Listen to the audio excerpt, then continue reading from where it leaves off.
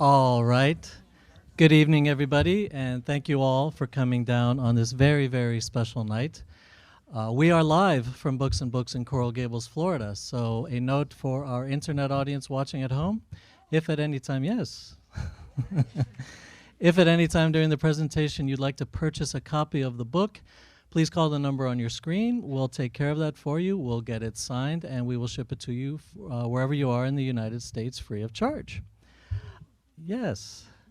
This evening, Books and Books is thrilled to be welcoming back Ms. Lisa See and presenting her new novel, China Dolls. Lisa is a big favorite of ours here at the store, and I'm sure she's a favorite of all of yours as well. Yes, sure.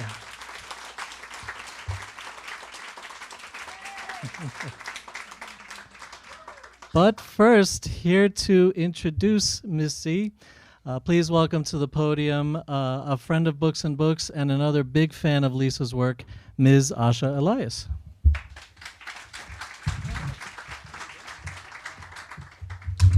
Hello. Hi. It's my honor this evening to introduce best-selling author Lisa See. An accomplished writer of both nonfiction and novels, Ms. See often draws inspiration from her Chinese-American heritage, transporting readers to vivid, forgotten spaces in Asian history. Her newest work, China Dolls, introduces us to three women of varied and disparate Asian background and chronicles their close friendship as nightclub entertainers in pre-World War II San Francisco. This theme of unique bonds between women is something often explored in Ms. See's work. One of my favorite novels, and one that has had significant impact in my life, is Snowflower and the Secret Fan. Not just me, I guess. Set in 19th century rural China, it tells the story of a relationship that goes beyond being just best friends. The main characters are sworn sisters, known as Lao Tong. This word was immediately adopted by my best friend and I, Amy, when we read this book, and has since become our preferred way of referencing each other. So when my Lao Tong called last week to ask if I could introduce Lisa See tonight, I jumped at the opportunity. In fact, I changed my flight to return early from a family vacation to do so. Leaving my husband in New York to be with my Lao Tong, something that Snowflower and Lily would have done.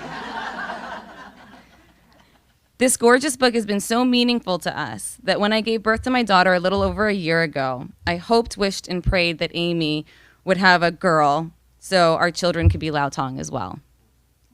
When the happy news came that Amy was in fact expecting a daughter, friends and I even planned a baby shower completely inspired by Snowflower and the Secret Fan. The color palette matched the beautiful cover art of the book with lush greens and bright cherry blossoms, and we hung oversized decorative fans throughout the space. Really into it. One idea I had was to present Amy with her own secret fan, complete with messages written in the folds by all of our guests. This was inspired directly by the method that Snowflower and Lily used to communicate in the novel. So I searched for the perfect fan and found a gorgeous vintage one on Etsy. However, when the piece arrived, I realized that it was just too small for the intended project. So for several months now, I've held on to this fan, even moving to a new house with it, somehow knowing that eventually I would realize its purpose. Then the phone rang last week, and I knew. Amy and I would present the fan to Lisa See as a very small thank you for giving us a word to describe our unique bond. So without further ado, Ms. Lisa See.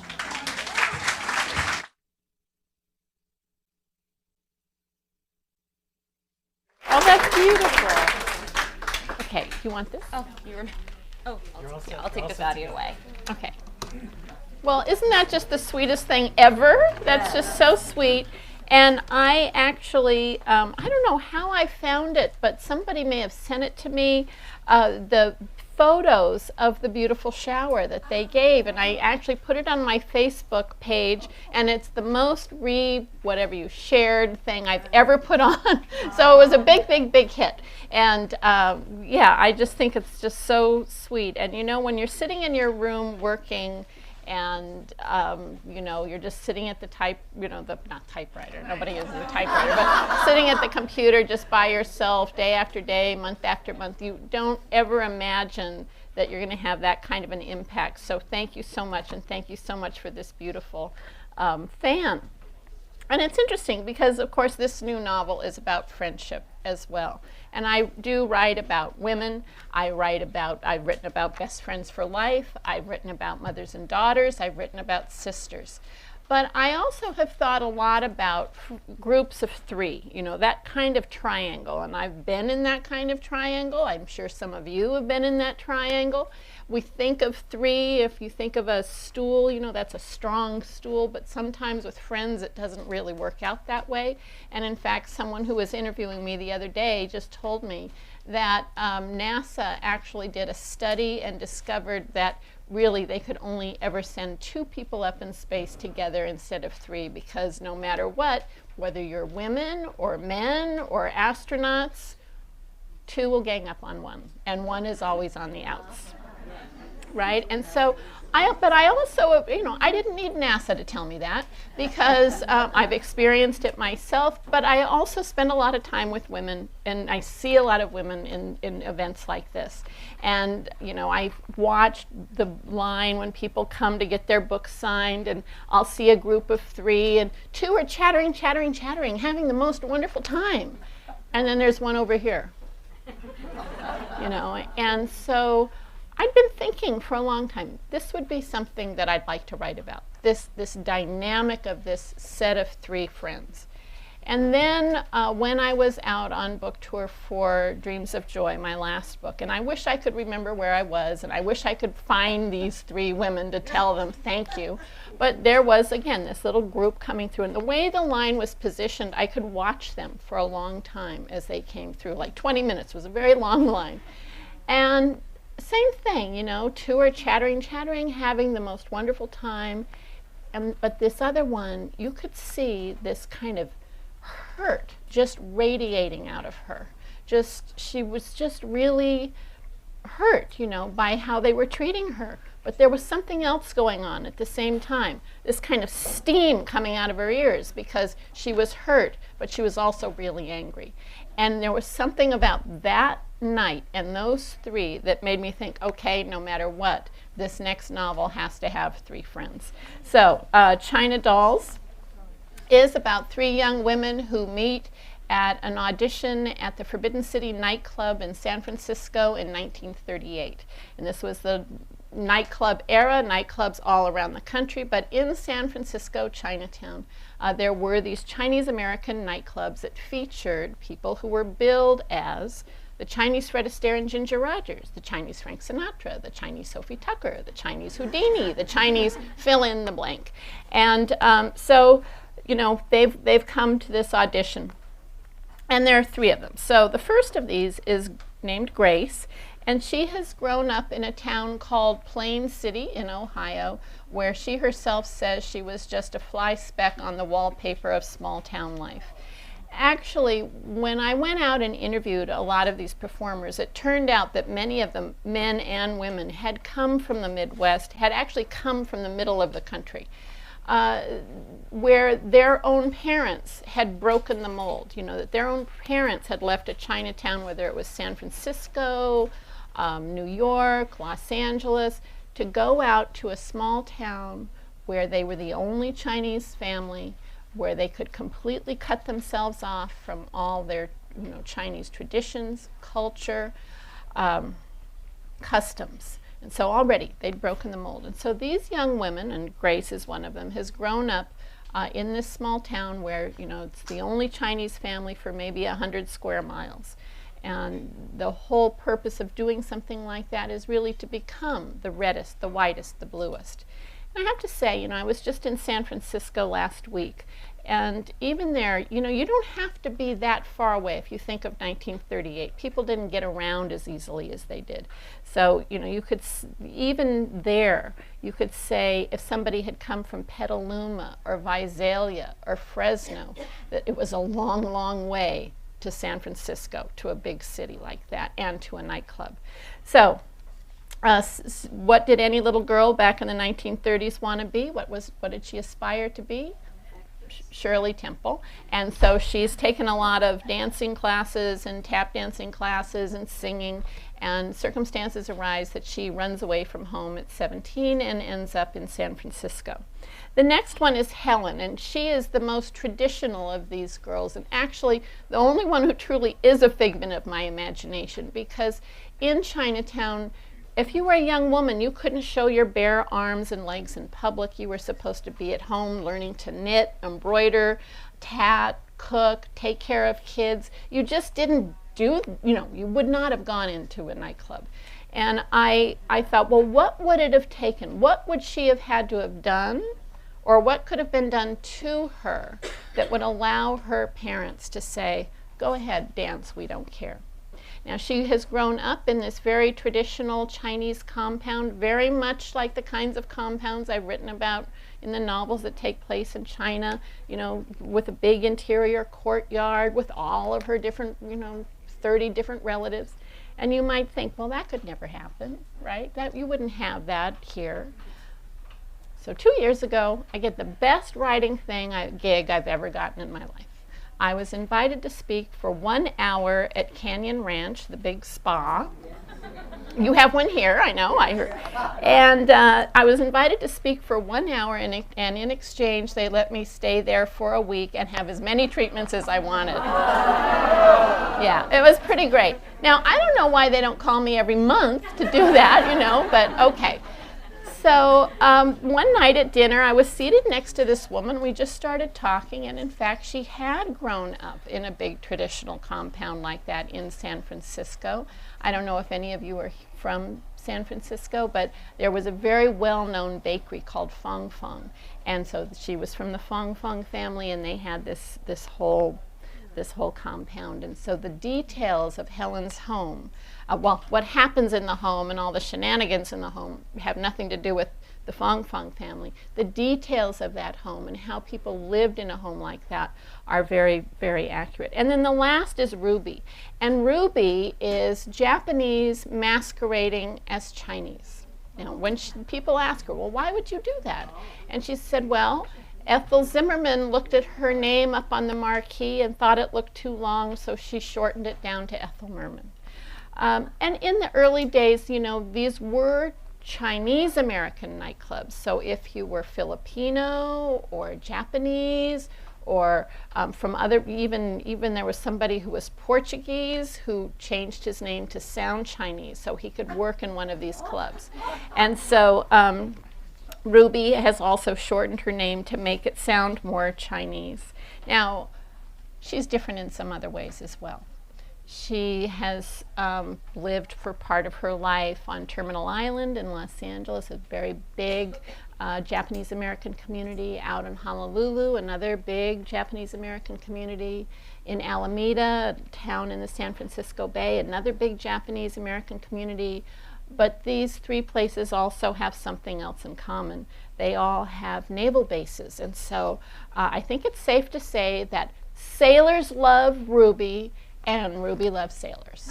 She's just and so she has this, she's got this wonderful kind of lingo and attitude, and she's unlike any character that I've ever written before. She's quite funny, but she just has this very odd way of looking at the world, and every once in a while I would just think, where on earth did you come up with that? I mean, not me, her. Where did you come up with that? Of course, it did come out of here, but it doesn't feel that way sometimes. Anyway, three friends. And at one point, Ruby is sort of commenting on women and friendship, and she says, a woman isn't just one thing. The past is in us, constantly changing us. Heartbreak and failure shift our perspectives, as do joy and triumphs. At any moment, on any given day, we can be friends, competitors, or enemies. We can be generous or stingy, loving or petty, helpful or untrustworthy. So those are our three friends. And as I thought about this nightclub era, and these Chinese American nightclubs in particular.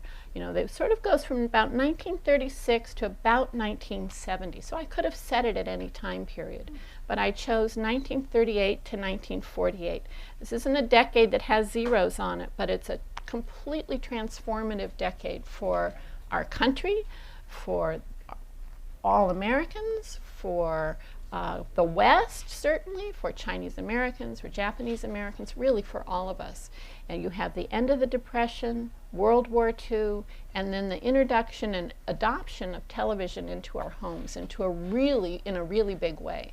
And so in just these 10 years, we change how we look at each other, how we look at the outside world, how we dress, what we eat, how we spend time with our families, what we do for entertainment. All of that changes completely in 10 years. So 1938 to 1948. Now, when you first see Grace, she has arrived in San Francisco hoping to get a job first at the Golden Gate International Exhibition, which was San Francisco's second big World's Fair. Now, unlike any other World's Fair up until that point, the organizers decided to take a kind of a different approach. They invited countries that dotted the edge of the Pacific Ocean. And it's the first time that the phrase Pacific Rim is ever used. Obviously something that is important to us all the way to today. And so over here you had this really was very elegant, very beautiful, really interesting architecture, lots of neon, but kind of weird colors of neon, pavilions that would, for the countries that would have dance and music and lectures and art, and very sophisticated and quite beautiful. And over here was another part of the fair called the Gayway. And the Gayway, all of this was very sophisticated. This was kind of vulgar, but a lot of fun. Okay, so it was a big carnival atmosphere, and you could go to the Headless Woman display, and you could go to see the sword swallower or the flea circus, or there was a man who would swallow a neon tube so you could see his innards all lit up. There you could go to the incubator bar, have a drink, and watch babies grow. I don't know that that's a lot of fun, but people did it. Sally Rand, who had made such a big splash at the Chicago World's Fair with her fan dancing and bubble dancing, she came and she opened Sally Rand's rodeo, something like Wild West Rodeo. Again, sort of a nude, semi-nude. They were very tastefully dressed with bandanas and hair and strategically placed holsters and pistols, So that was clean. It was clean, not like today. And there you also had all of these things on display that people had never seen before. It's the first time in the world anyone sees nylon stockings, an electric razor, and again, television. So these are sort of transformative things. And people were going to be coming from all over the world to work in the fair, but also to visit the fair. And so and not only the world, but the country. And so San Francisco embarked on this big kind of cleanup campaign. Just like if we're having the Olympics, you kind of clean up everything, you spruce it up, and you plant some trees, all of that. Well, in San Francisco, Chinatown, they decided to also have a cleanup campaign. They called it what did they call it? Oh, I went blank for a second. Shine for 39 campaign. And really what they were doing was not building new buildings or things like that, but just trying to erase these old stereotypes that most of them were already over, but the stereotypes had lingered. So things about opium dens, prostitution, gambling. And interestingly, I'm from Los Angeles, and in the same year in Los Angeles, we went through a similar kind of cleanup campaign. And within 2 weeks in 1938, 2 new Chinatowns opened in Los Angeles. One was called New Chinatown. It's now called Old Chinatown. And then the other one was China City. So up north in San Francisco, they have this big Shine for 39 campaign. And part of that was to attract new people into Chinatown, give them a sense that, nothing bad is going to happen to them, and they could come and they could have dinner, they could buy a curio, they could go to a bar, and yes, even go to a nightclub that would feature Chinese American entertainment. And so I'm going to stop here for a second and talk about my research. If you've heard me before, you know my research is my favorite part. I love it. But I think this was maybe the most fun that I've ever had. When I was thinking about, okay, I need to find people who may have been at an audition. I want to find people who were there on opening night. I'd like to know what people were wearing on opening night, whether it was if they were performers or if they were customers, what it was like about a month later, just all of those kinds of details. And I did find and then interview a woman, Mary Ong Tom, who was 93 when I interviewed her. She's 97 today. When I interviewed her, she was still teaching jazzercise.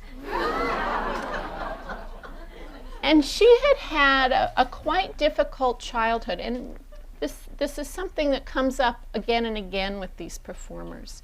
Her father died when she was quite young. She lived in Tucson. Father died when she was quite young. Her mother had bound feet. They had a little grocery store that was 20 by 20 square feet. She had 11 brothers and sisters. So desperately, desperately poor. And a friend in San Francisco sent money and said, send Mary out to me. Well, I'll see what I can do for her. But even when Mary got to San Francisco, she was so poor that she walked everywhere because she couldn't afford the nickel bus fare. But she did apply for a job at the Forbidden City and became one of the original 8 chorus girls anywhere, of Chinese descent. So she was just fantastic. I also talked to the children of a lot of these performers. I interviewed the son of the Chinese Frank Sinatra. I interviewed the daughter of the man who owned the Forbidden City nightclub, and she was fantastic. I also interviewed a woman named Jody Long, who's an actress, and her 2 parents had a kind of song and dance comedy act that they toured all around the country. They all had these memories of being backstage as little kids at the Forbidden City, and that child's eye view of what you're seeing and how lucky these little boys were because they got to zip women into their costumes and things like that. But there was one little boy who would always peek outside the curtain to see the backside of the fan dancer, and he was always in trouble. But also Jody's parents traveled around the country going from club to club to club.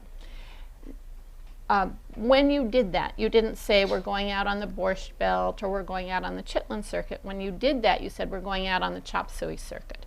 And so Jody was in the back seat, just traveling all around the country, and again, going club to club, what that was like. I don't know if I'll get to this later, but there is a whole maybe 2 chapters towards the end of the book that take place here in Miami and what those clubs were like, but she was telling me from this child's eye point of view. But really the most fun were the people who were the actual performers. And I think my very favorite was a woman named Mai Tai Singh. And Mai Tai was 88 when I interviewed her. She's 91 or 92 today. And this is a woman who cut a seriously wide swath. I think she slept with every man in Hollywood and then some. And I really mean it because at the very first book event for this book, there was a man who came through the line and he came up to the table and he said, I know Mai Tai. And then he proceeded to list, and he was like, well, but it wasn't just me. It was, this actor, and then she had a long-term affair with this guy. And it was, really a wide swath, I'm telling you. So she, too, had a very, very difficult childhood. She had been born in Los Angeles. When she was 5, her family was so poor that they moved back to Hong Kong. But she must have been a pretty extraordinary 5-year-old because she kept saying to her father, I love glitter. I love glitter. I need to be in Hollywood. Because all 5-year-olds say that, and for whatever reason, he went to a friend and borrowed the money and sent Mai Tai and her mother back to Los Angeles, where they earned a living making paper cups at the kitchen table and selling them for 2 cents a dozen. By the time Mai Tai was 13, she was supporting her entire family with her dancing. She'd brought over everyone from Hong Kong. At one point I asked her, "So Mai Tai, what was your favorite costume in all the years that you were dancing?" And she said, "Oh, that's easy." Well, she actually didn't say it like that. So here's the thing, they're very little. People were smaller then. These women were Asian, so naturally smaller, plus they'd grown up really and come of age during the Depression, so they hadn't had enough to eat. So they're very, very, very petite, maybe 85 pounds. And they have these pretty little hairdos and, nice little pantsuits, and they look like great-grandmothers because they're, in their late 80s, early 90s. But when they open their mouths, they sound like old Broadway broads, kind of like this, but I can't really do it. But anyway, I asked Mai Tai, "So what was your favorite costume all the years you were dancing?" And she said, "Oh, that's easy. It was a gown made out of 15 yards of monkey fur." I know. Oh. But as a writer, you could not make that up. You could not make it up. And it's actually one of those details where fact really is stranger than fiction. And what was acceptable then, and there's some other things you're going to be hearing, you could never do today. You could just never do it today. So how I then try to use a fact like that, or if I use a fact like that, it's very difficult, even though it's true. Anyway, you probably have figured it out by now, but the drink, the Mai Tai, was named for her. No. Yeah? I'm telling you, wide swath. Now, on my website, I have, if you go to the China Dolls page, there's a place that says something like, "Step into the world of the China Dolls." And there I've collected all of these clips of the performers now in interviews, but also from when they were dancing in their heyday, and all kinds of every piece of music that's in the book. There's lots of music. There are clips that show one of the original places that was done, maybe in a film. So you could find all of this stuff on YouTube if you wanted to, but I've tried to gather all of that and put it all in one place so you can play around in there, and it's really a lot of fun. All right, so everything's going along pretty well, and then December 7th comes along, and overnight everything changes again for our whole country, but particularly in the West, and also very much for San Francisco and people who were Chinese and, of course, Japanese. So overnight in San Francisco, everything changes. Radar stations dot the hills around the bay.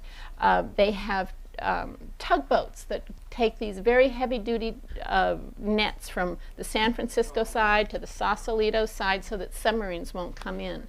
During the day, they have blimps and planes that fly out, west of the Golden Gate Bridge and are looking for submarines. They actually never found any Japanese submarines, but in reality, in actual fact, they sank several whales. This was a place where a lot of defense work happened, and so people were building ships, tanks, ambulances, trucks. At one point during the war, San Francisco was building a ship a day, and many of the people who worked in those factories were women. It's where Rosie the Riveter was invented, was in San Francisco in the shipyards. It was also the first time that Chinese American men could actually get jobs outside of Chinatown. And I think of my own family, where my great uncles, who were very fortunate, they'd been able to go to college and get jobs and get degrees as engineers, but they couldn't get work. Nobody would hire them, and so they had worked in curio shops as waiters, as busboys, as houseboys. But when the war came, for the first time, they were actually able to use their degrees and were hired in factories. San Francisco was also a liberty port, so all of the men who were shipping out to the Pacific and all of the men who were coming back from the Pacific, they all passed through San Francisco. And what do young men who think they may not have another tomorrow want? Mai Tai. Well, and actually, as one sort of elderly woman the other day called out, sex! And it was like, everybody was like, what? But anyway, wine, women, and song is what I've been saying, maybe not in that order. And so these clubs that have been going along really nicely, all of a sudden they take off, and there are lines around the block and packed shows 3 times a night. And it's just, this wild free-for-all. So it's also a time, of course, of great negative stereotypes, of great racism. And all of the negatives that had been out there for decades about the Chinese suddenly shift over to the Japanese. And I looked up articles in Time and Life in the weeks immediately following the bombing of Pearl Harbor. And on the second issue, they both had almost identical articles. And they showed a man, just a drawing of a man with arrows pointing at different parts of his body. And as Life, and I'm going to read this because this is a direct quote, Life was encouraging their readers to overcome their distressing ignorance on the delicate question of how to tell the difference between a Chinese and a Japanese. And so these arrows pointed out the differences. A Chinese can grow to 5'5", but a Japanese can't reach 5'2". A Chinese can't grow hair on his chest, but you can always identify a Japanese because he can grow a mustache. A Chinese has parchment yellow skin, which sounds kind of nice, but you can recognize a Japanese by their earthy yellow skin. Chinese who, again, for decades had been labeled inscrutable, now you could identify a Chinese, and again I'm going to read the quote, by their placid, kindly, and open expressions, while a Japanese could always be counted on to laugh loudly at exactly the wrong time. Again, you could not do that today, right? You couldn't, and in a mainstream publication, you couldn't do it. Anyway, all of this leads eventually to internment. And we had a lot of people in my family who are friends of our family who had been interned, and I had grown up hearing many stories of internment. My grandfather actually was in a set of 3 friends. One was Tyrus Wong, the artist. The other one was Benji Okubo, also an artist. I've written about all of them in On Gold Mountain. Benji was sent to Heart Mountain. My grandparents and my father, who was just about 13 years old, they actually stayed in the home of the Oki family when they were sent to Manzanar, and they took care of that house for the duration of the war so that when the Oki family came back out, they had their home, they had their possessions. After the war was over, I had great uncles who married women who had been in internment camps. So like I said, I had grown up hearing many stories of this. But again, I wanted to find people who had been performers, who wanted to be performers, and how this experience had been for them. And so I talked to Trudy Long, who described how when she got off the truck, she was 16 years old, that there was such an intense sandstorm that when she put her arm out like this, she couldn't see her own hand. She was also one of these remarkable young women. She loved movies, she loved gossip, she loved the idea of nightclubs. She would read all of these things in the paper and in magazines, and one night she took it upon herself to start writing to these people like Walter Winchell. Why would you do that as a 16-year-old? Because you're desperate to get out, but she wrote to all of them. And finally, one of them, Lee Mortimer, who worked for the New York Daily News, did sponsor her to come out and brought her to New York, and he eventually got her a job at the China Doll. I actually, the other night, I did a talk, and there was a man who came up afterwards and showed me pictures of his mother, and her name was Enoki. She also was able to get a job at the China Doll after the war, but they changed her name to Ding Dong. There's also the story of a man named Goro Suzuki, who was a very well-known stand-up comedian who went club to club all through San Francisco. And in the war, he was sent to Topaz. He also applied to get out so he could go do his stand-up act in places like Indianapolis, Chicago, Detroit, and he did get permission. But when he left the camp, he changed his name from Goro Suzuki to Jack Sue, and Jack Sue became the first Asian to have an ongoing role in television as on Barney Miller. And then there was a woman named Dorothy Toy, who was the Chinese Ginger Rogers, although she happened to be Japanese. But she had been the Chinese Ginger Rogers for so long that when the war came along, they just accepted her as Chinese because she was the Chinese Ginger Rogers. But finally, and I won't go into the details of how she was caught, but she was finally caught. One of her friends ratted her out. And when the FBI and the War Relocation Authority came to her, they said, well, you know, you're famous, and so we're going to give you a choice. Either we'll send you to your family in the internment camp, or you need to leave the state. And so what she did was she spent the rest of the war traveling through the South with her sister, who was a singer, going club to club. And what she said to me was, they'd never seen a Chinese, they'd never seen a Japanese, they couldn't tell the difference, we knew we'd be safe. All right, so this is my 9th book. I like to think, I certainly like to hope that I've improved as a writer.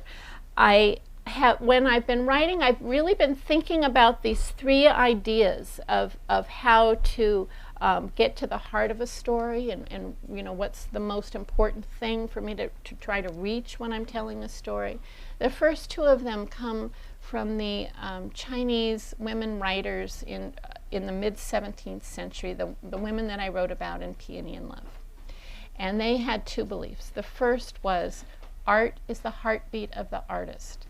And I believe that these words are my heartbeat and that these books are my heartbeat. The other is that you have to cut to the bone to write. And, you know, I'm assuming you've read my books. You know, I write some pretty sad stuff. And it's not easy to go to that place. And sometimes I have to sort of live in that for weeks, sometimes months at a time. And I don't wake up in the morning and think, oh, you know, goody, I get to kill off some, you know, poor little child or whatever. You know, it's hard for me. You know, I get to kill off Sam. I mean, I brooded about that for 2 months before that even happened. So it's very hard for me. But I try to approach it as I do as a reader first, which is when I'm reading a novel, any book really, what I hope is when I open those pages that I'll connect to those characters, whether they're real or imagined, and that I'll think, well, what would I have done in that situation? What would I do in that situation? But really, I think what all of us do as we're reading is that we're trying, you know, through these characters, we're trying to connect to the human condition and trying to understand what it means to be human, what it means to be a part of this larger thing, humanity. And then, I know that sounds so serious, but it is how I feel. And then the last is actually, comes from Wallace Stegner's Angle of Repose. And I use these lines as the epigraph in On Gold Mountain, my first book about my family. And when I used these lines, I had no idea that these were going to be the lines that would keep me going forward, that would keep me reaching deeper, that would be really the thing that I would hold on to and try to strive towards or embrace. So here's what he wrote. Fooling around in the papers, my grandparents, especially my grandmother, get left behind.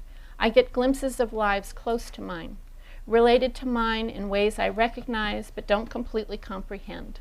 I'd like to live in their clothes a while. And that's what I've been trying to do with these books, is just live in their clothes for a while. And for me, that's been an honor and a privilege. Thank you.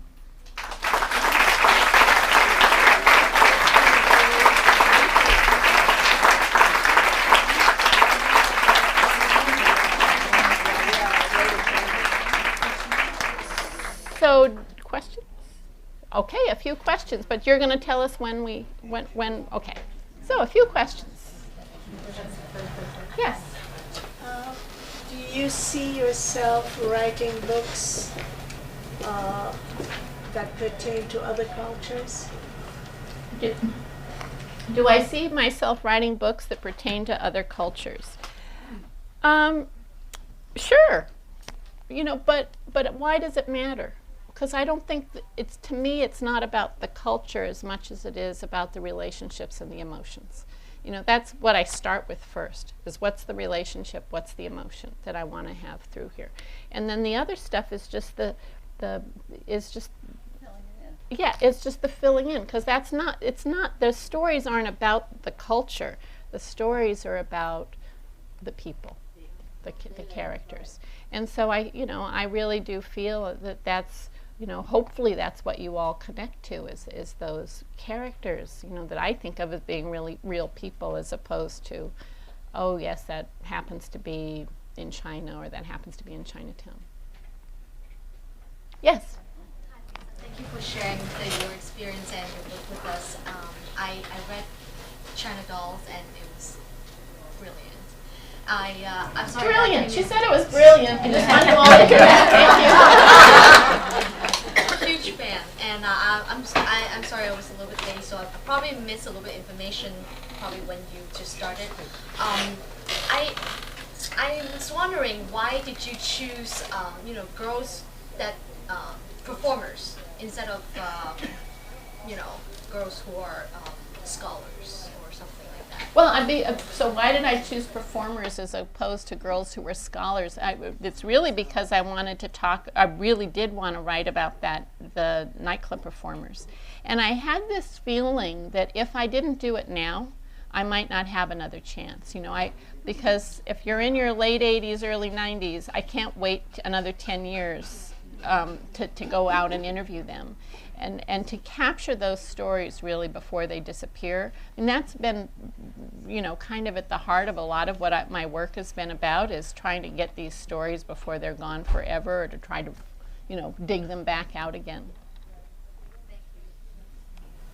Yes? When you did the research for the sequel to Shanghai Girls, did you have difficulty getting those details about life during Mao's time in China? So when I wrote Dreams of Joy, did I have difficulties getting the details of life during those times in China? Here's the thing. Well, there are a couple, okay. First of all, there are a lot of people who are here, who left, right? There are a lot of people, like at the end of the book, well, we're giving something away in case you haven't read it, but there's a point where there's a discussion about all the different ways you could leave China illegally. All the stuff about how you could do it legally, I found that out too. But all those ways that people talked about, here are the different ways you could get out, those were all things people told me that either they themselves did or their parents did to leave China. So that's all here, and a lot of people here who lived through that time, who were in small villages, who were in big cities, who could really talk about what the Great Leap Forward was like. But then I also went to China, and I went to a very small village. I actually was traveling with Amy Tan, and so she was doing research for Valley of Amazement. So we were, both in the same village. You can, if you look in Dreams of Joy and Valley of Amazement, it's the same village, the same villa, okay? But we write about it a little differently. But you can hold them next to each other, and there, I do think, this has just been my experience, that when you get to a certain age, first of all, you may have outlived everybody. Right? So there's, you can say what you want. Secondly, what are they going to do to you now? That's been true for me in China, is that kind of sense of, I've been around for 90 years. I've been through an awful lot. What could they do to me now? And then there's this kind, and then this other piece, which is about, they want you to know. People want you to know what happened, even though you're not supposed to talk about it. People want you to know, because otherwise it's going to disappear. And then all that suffering and all that loss of life was for nothing. Yes?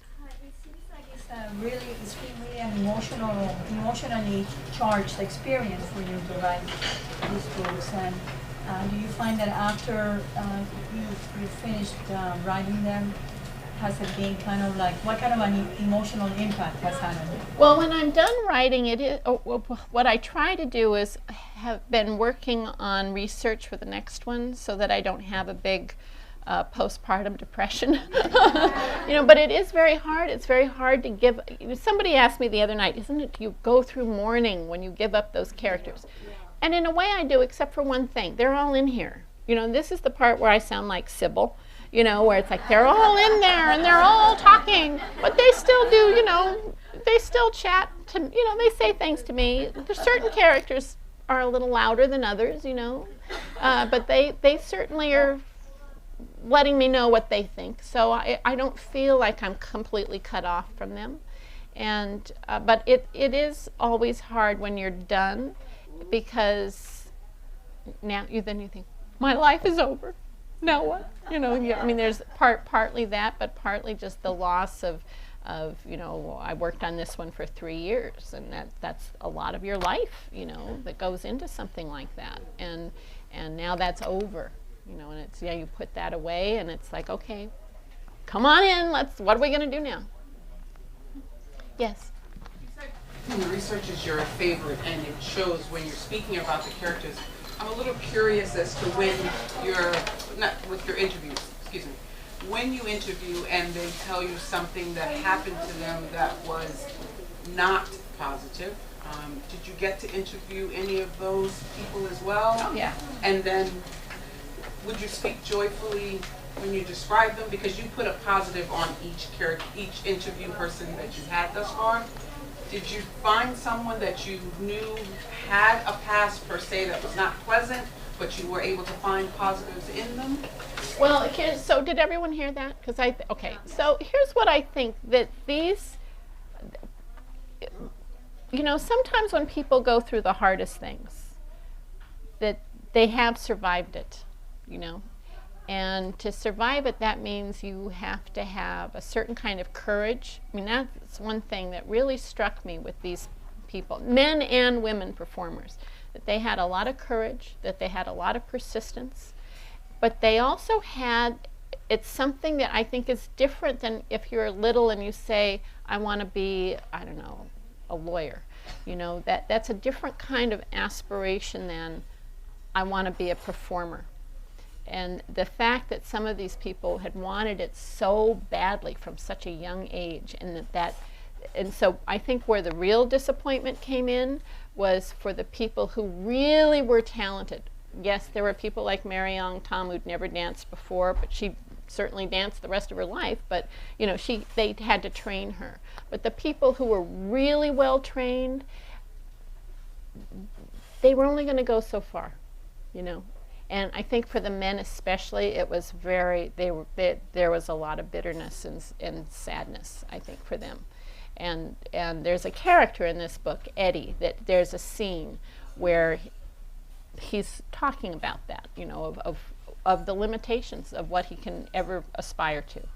He can have as many desires as he wants, and he could be as talented as possible. And he's kind of based on several of these men. But it wasn't going to matter, because he was never going to get to, he actually was never going to get to be Fred Astaire. He wasn't going to get to be Gene Kelly. And I think that's a big, that's a bitter pill to swallow. Yes. Okay, you mentioned that as you're finishing writing, you're starting to research on your next book. Mm-hmm. So what research have you begun now? So what research have I begun now? So I can tell you some things. I just don't know how it's all going to fit together yet. So I have a title, The Fox Spirit of Hummingbird Lane, which came to me a couple of summers ago. I just woke up and it was in my head. And then, but it could change. And so really 3 things. Fox spirits, which are these almost always women who sometimes they do good and sometimes they can be quite naughty. And then the relationship is a girl who has been born in China and given up for adoption. So that girl, her mother in China and her mother in the United States. And then the sort of historic backdrop has to do with a particular kind of tea called Pu'er tea, which I was just up in Yunnan province just 6 weeks ago. And there's some interesting things about this tea, which is, I mean, I could now talk for like 3 hours on that tea, but I won't. Okay, so I'll just give you a couple of highlights. It ferments. So most tea that we drink, you know, you're supposed to drink it within 6 months and then throw it out. But this tea is more like wine, and it ages and it ferments and it grows in value over time. And so, for example, last year at auction, 1 pound, a little less than 1 pound of this particular tea sold at auction for $150,000 US. Yeah. So this area where it's grown, it's the birthplace of tea. I'm sure some of you have actually seen tea plantations where they have those pretty little shrubs and they're very manicured. Those are all clones, and it's all been cultivated. But since this is the birthplace of tea, they're all big trees. And all those big trees were eventually cultivated down. And so some of these trees are 200 years old, 800 years old, 1,000 years old, 3,500 years old tea trees that they know were cultivated for tea. And so I was out there meeting farmers and pickers and growers and fermenters, and I spent 2 days with the man. He's kind of like the Brad Pitt of tea, of Pu'er tea. He's Tea Master Chen. And Tea Master Chen, when he came into the hotel, he had his whole entourage. Everybody in the hotel jumped up, taking this picture, wanting his autograph. And he took me into into this big, it's all behind locked gates, and I was really serious. I mean, really serious stuff. 10 years ago, this area didn't even have electricity. And now the money coming out of there and being made there is just astronomical. It's like the gold rush, actually. So it's sort of an artificial thing, because who would actually pay $150,000 for a pound of tea? But people do. So how does it fit together? I don't know. Yes? I wanted to ask a question about your research as well. When you're interviewing individuals, either for this book or previous books, do they know that their stories are going to be told in a fictional novel? And have you ever encountered any pushback or negativity if their story isn't told the way the individual told it or wanted it to be told? Well, because I'm not telling their story. I'm just trying to get the details of their stories. So, some of the things you heard today you will find in China dolls. Somebody making paper cups at the kitchen table. But there's no way that you would actually relate that to Mai Tai, for example. And I've done that with all of the books, is try to do as much research as I can and take these details that I think are so telling about people's lives and how people live and how they get by. But they're not. It's not a fictionalized version of 3 actual performers. If you attributed it to.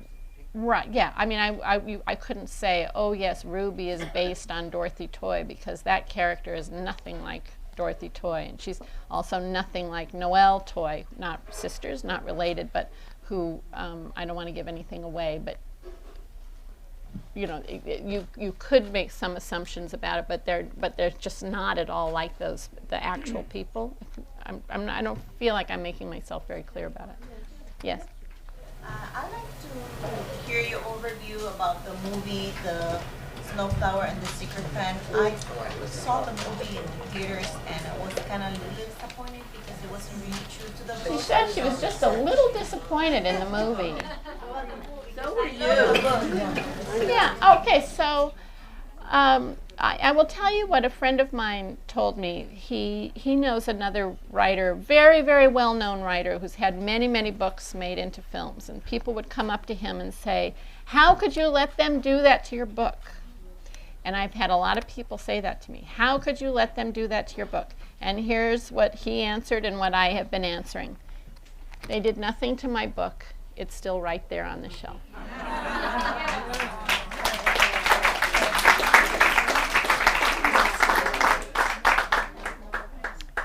Yes. Just wondering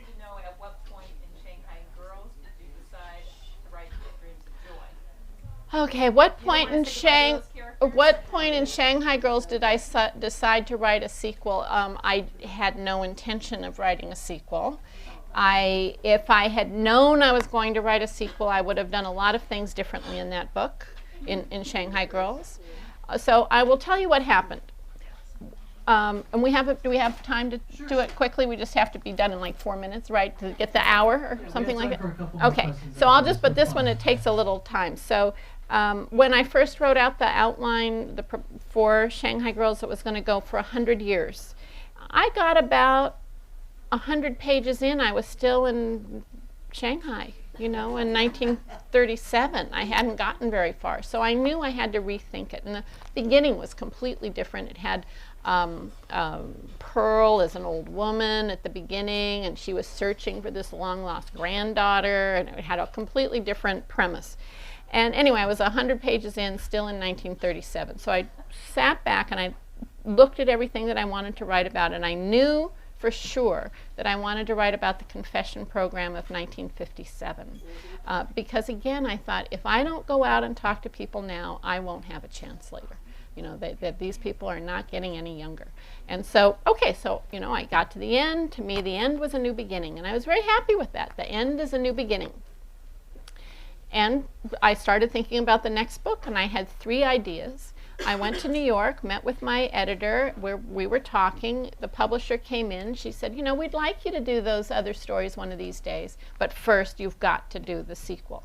And I really resisted. I really, really resisted, because to me the end was a new beginning. But I am nothing if not an obedient Chinese daughter. And so I went home and started doing the research of what would happen if you followed Joy into China. And when I saw that she was arriving just in time for the Great Leap Forward, I thought, yes, I could do this, because there was so little out there about that. And I knew this would be that piece of history, lost, forgotten, deliberately covered up. I mean, the Great Leap Forward hits all of those. And so I was actually about 125 pages into the novel, writing it, when China Dolls came out. And at the very first event, the very first question was from a woman who had gotten an advanced reader's copy. And the first question was, are you going to write a sequel? And that turned out to be the first or second question 99% of the time, all the way to today. You were just later in the game tonight, but it comes up every single time. Was I going to write a sequel? And I've now had, 5-6 years to think about that.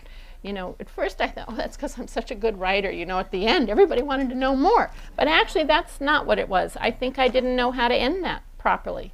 And I think that ending was, the end being a new beginning, nothing was resolved for people. And I think if Pearl, if Joy had run away and Pearl and May had gone to the train station and brought her back, but then Pearl and May never spoke to each other again, or, Joy ran away, but Pearl and May never found her, but they were able to make up, at least part of the story would have been resolved.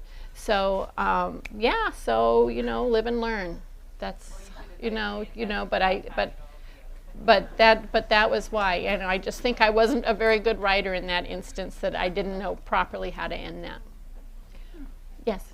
How do you find these people? Like Mai Tai and... So there are a lot of different, first of all, people write to me on Facebook. I happened to put a photo up on Facebook, and somebody wrote and said, I know Dorothy Toy. I'll introduce you. Sometimes people, it's just sort of one person leads to another. I do a lot of stuff with the Chinese Historical Society of America and the Museum of the Chinese in the Americas in New York. So, they help me find people. And one person leads to another. There's a man named Arthur Dong who in the early 1980s did a documentary on these performers, and he also not only put me in contact with people, but I could send him an email and say, what kind of drinks did they serve at the Forbidden City? And in the return email would be, drinks menus from the Forbidden City and other nightclubs. So just as one person leads to another, and I use this example. It's like, you buy a green Toyota. Now everywhere you drive, you see a green Toyota, right? They just start popping up all around you. And the same thing happens. It's like you sort of put this out into the universe, this is what I'm working on, and now all of a sudden it starts popping up all around you. Folks, we have time for one more question, please, before we go to the signing period. Yes, way that over lady there. back there. Do you speak Mandarin or Cantonese? My family. Right. So, well, these were all American people, born here, so I didn't have to worry about that. But when my family spoke the Sayep dialect, it's one of 1,200 dialects from Guangdong province. I can understand a little bit. I'm always down for food, I really get the food thing. I studied Mandarin for about 4 years. I got pretty good, for about 1 minute. And then the minute I stopped studying, it went right out of my head. So when I go to China, I always hire someone who speaks that local dialect, so that they, because these dialects are so small, some of them. With Snowflower and the Secret Fan, we were walking village to village. These villages were 10 minutes, 20 minutes apart, and the dialect would shift. So, you have to have someone who can speak those little tiny local dialects.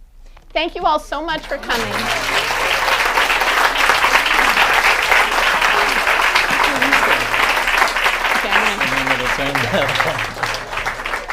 All right, folks, so a quick reminder for our internet audience watching at home, you still have a couple minutes to purchase a copy of tonight's book. We'll get it signed for you, and we will have it shipped to you wherever you are in the United States free of charge. Also, all of our live stream events are archived, so you can go to the Books and Books website, go to the live streaming link, and you can watch them there. They will be saved there for you to watch at your convenience. One last request for the audience here in the house. Since this room is very full, if when you got up you folded your chair and stacked it against the wall, it would be a big help for us to get this room cleared out. So we have the books for sale at the counter over there, and Lisa will be signing here at the table to my left. Thanks very much.